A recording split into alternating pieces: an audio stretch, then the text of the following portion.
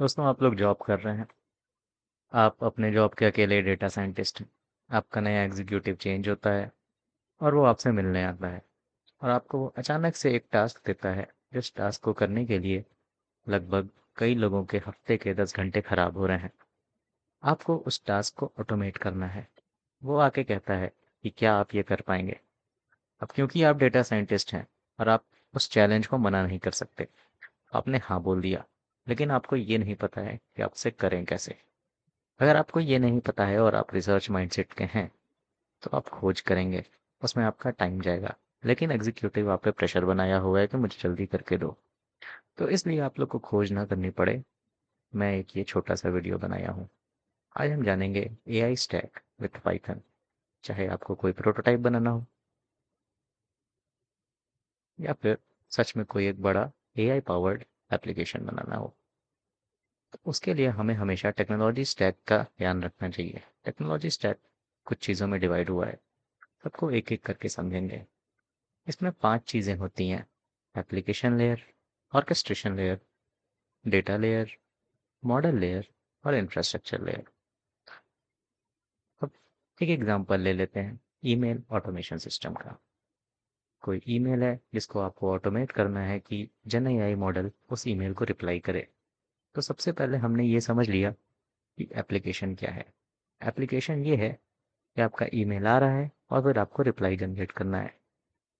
अब उस रिप्लाई में क्या क्या होगा? उस रिप्लाई में टेक्स्ट होंगे, इमेजेस होंगे, ये सारी चीज़ें आपको ध्यान रखनी होगी। या फिर वो रिप्लाई कैसे यूज़ हो रहा है, क्या आपको डायरेक्ट यूज़र को रिप्लाई करना है या फिर वो रिप्लाई किसी और जगह भेजना है ताकि उसकी एनालिसिस की जाए। ये होता है हमारा एप्लीकेशन। उसके बाद हम देखते हैं ऑर्केस्ट्रेशन। ऑर्केस्ट्रेशन में क्या होता है? ऑर्केस्ट्रेशन का मतलब होता है कि हम आखिर जो सारी चीज़ें कर रहे हैं वो है क्या क्या। मतलब उसमें काफ़ी सारा काम हो रहा है।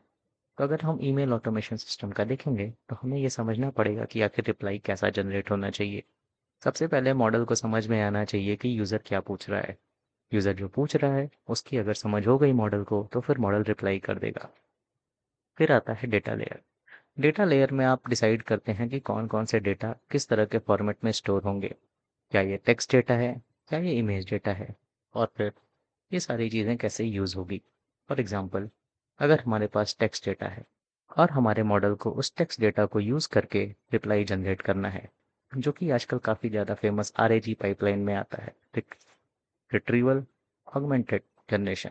तो हम उस डेटा को एक वेक्टर स्टोर में स्टोर करेंगे और फिर उस नॉलेज को मॉडल को फीड करते हैं और फिर रिप्लाई जनरेट करते हैं। इसके बाद आता है मॉडल लेयर खुद पे। तो मॉडल लेयर क्या बताता है कि हम कौन सा मॉडल यूज़ करें। मतलब आप यहाँ पे ये डिसाइड करते हैं कि हम मॉडल का चॉइस कैसे करें। क्या ये ओपन वर्सेस प्रोप्राइटरी है? क्या पैसा देने को तैयार है आपकी टीम? या फिर मॉडल का साइज़ कितना है? क्या बड़े साइज़ के मॉडल की ज़रूरत है या फिर छोटे साइज़ के मॉडल से हो जाएगा? Whether you have to use small language model और whether you have to go to large language model. What is the cost of the tokens being generated? What is the cost of input token? ये सब चीज़ों का ध्यान रखते हुए हम model decide करते हैं। अब मॉडल ऐसे होते हैं कि वो किसी भी मशीन पे नहीं चल सकते। उनके लिए हमें एक इंफ्रास्ट्रक्चर की ज़रूरत होती है। क्या वो ऑन प्रेम मॉडल होगा? मतलब क्या आप इतना खर्चा उठाने को तैयार हैं कि आप हार्डवेयर रेडी कर सकें और मॉडल उस पे रन करे? या फिर आप क्लाउड का यूज़ करेंगे? या फिर आप अपने लोकल पीसी में यूज़ करेंगे? क्या मॉडल इतना छोटा है कि आपके लोकल पीसी में रन कर सकता है? ये सारी लेयर हमको ये बताती है। अब इन लेयर में एग्जांपल लेते हैं।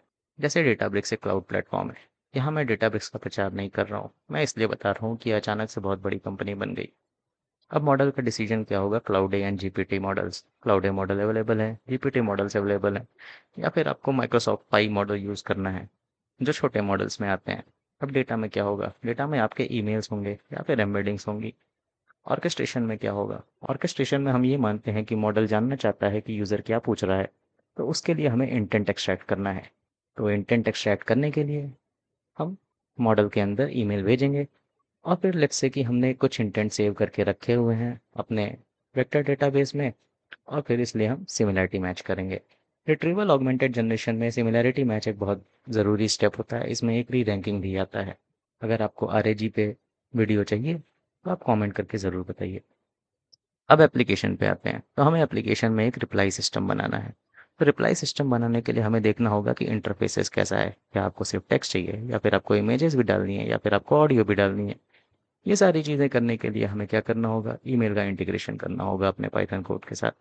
तो एसएमटीपी इंटीग्रेशन या फिर आउटलुक का होगा तो फिर जैसा आपका अलग लाइब्रेरी होगी उस तरह का इंटीग्रेशन करना होगा। तो इस तरह से हम टेक डिसाइड करते हैं और फिर उसके बाद टेक डिसाइड करने के बाद हम स्टेप्स लेते हैं। अगर आपको ये वीडियो पसंद आया तो वीडियो को लाइक और शेयर करिए और चैनल को सब्सक्राइब करिए। और फिर किसी भी नए टॉपिक की आपको अगर ज़रूरत है जिसको आप आसान में समझना चाहते हैं तो कमेंट करके ज़रूर बताइए।